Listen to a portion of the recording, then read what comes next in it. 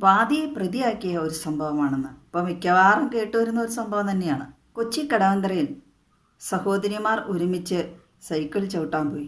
അതിൽ 9 വയസ്സുള്ള സഹോദരിയെ 17 വയസ്സുള്ള ഒരുത്തൻ ലൈംഗികമായി പീഡിപ്പിക്കാൻ ശ്രമിച്ചു. ആ 17 വയസ്സുകാരനെ ഈ ഇരയായ പെൺകുട്ടിയുടെ പിതാവ് പിന്തുടർന്ന് പിടികൂടുകയും കേസ് നൽകുകയും അതിൻ പ്രകാരം ആ കുട്ടിക്കെതിരെ കേസെടുക്കുകയും ചെയ്തു. പക്ഷേ കേസ് കൊടുത്ത ഇരയുടെ പിതാവിനെ പ്രതിയാക്കാൻ ശ്രമം. അതായത് 17 വയസ്സുകാരനെ മർദ്ദിച്ചു എന്നുള്ള കാരണത്താൽ ഈ 17കാരൻ പോക്സോ കേസിൽ പെട്ടു. ഈ 9 വയസ്സുകാരനെ ആക്രമിച്ചോട് ലൈംഗിക അതിക്രമണമാണ് ആ അത്രയും ചെറുപ്പത്തിൽ ആ പയ്യൻ നടത്തിയിരിക്കുന്നത്. സ്കൂളിൽ പോയി പഠിക്കുന്നു, കോളേജിൽ പോയി പഠിക്കുന്നു എന്ന് പറഞ്ഞാലേ ഇതും നേരത്തെ പ്രാക്ടീസ് ചെയ്ത് പഠിക്കുവാണോ? ടെസ്റ്റാണ് ഇതിൽ മൊത്തം. ഈ ഇരയുടെ പിതാവ് പരാതി നൽകിയ ശേഷം പ്രതി എന്നാരോപിക്കപ്പെടുന്ന 17 വയസ്സുകാരൻ്റെ വേണ്ടപ്പെട്ട ചിലർ ഈ ഇരയുടെ പിതാവിനെ സ്വാധീനിക്കാൻ ശ്രമിക്കുന്നു. കേസ് ഒഴിവാക്കണമെന്ന് ആദ്യമേ പറയുമല്ലോ, പിന്നെ ഒഴിവാവില്ല എന്ന് കണ്ടാൽ ഉടനെ പൈസ കൊടുത്ത് സ്വാധീനിക്കാൻ ശ്രമിക്കുമല്ലോ. അതുവരെ അവർ വാഗ്ദാനം ചെയ്തിരിക്കുന്നു പണം നൽകി പിന്മാറാൻ. ഒരു അച്ഛൻ്റെ മനസ്സ് കുട്ടികളുള്ളവർക്ക് അല്ലേ അറിയുന്ന പെൺകുട്ടികളാണ് ആ പിതാവിനുള്ളത്. തൻ്റെ മകൾക്ക് സംഭവിച്ച ദുരനുഭവം വേറെ മക്കൾക്ക് സംഭവിക്കരുത്, 2 പേര് വേറെയുണ്ട്, കൂടാണ്ട് വേറെ നാട്ടിൽ വേറെ ആർക്കും സംഭവിക്കരുത് എന്ന് തന്നെയാണല്ലോ അവർ ആഗ്രഹിക്കുന്നത്. ശാരീരികമായി മാത്രമല്ല മാനസികമായും ആ കുട്ടി എത്രമാത്രം വേദനിച്ചിരിക്കണം.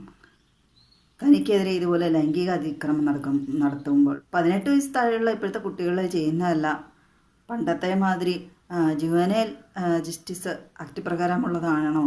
മുതിർന്ന ആൾക്കാർ ചെയ്യുന്ന അതേ തെറ്റുകൾ തന്നെയാണ് ഈ കുട്ടികൾ ഇപ്പോൾ ചെയ്യുന്നത്.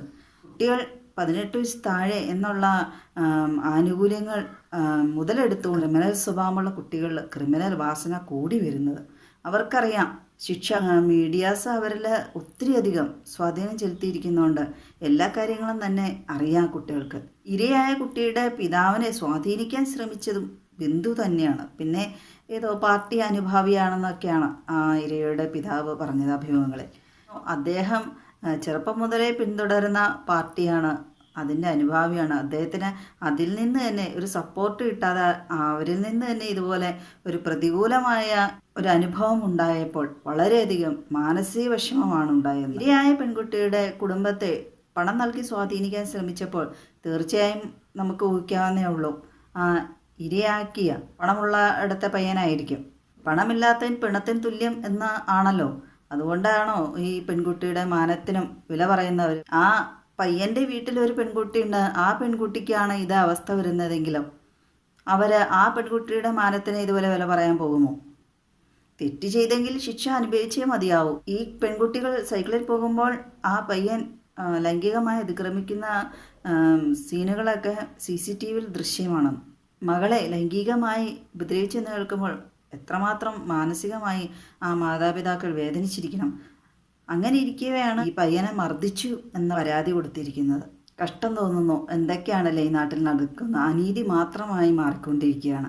ഗോഡ്സ് ഓൺ കൺട്രി എന്നുള്ളത് സാത്താൻ്റെ രാജ്യമായിട്ട് മാറുകയാണെന്ന് തോന്നുന്നു. നീതി എന്നത് ദൈവാംശമാണല്ലോ. ആ പയ്യനെ ഇരയുടെ പിതാവ് മർദ്ദിച്ചു ഇല്ലയോ എന്നൊന്നും അറിയില്ല.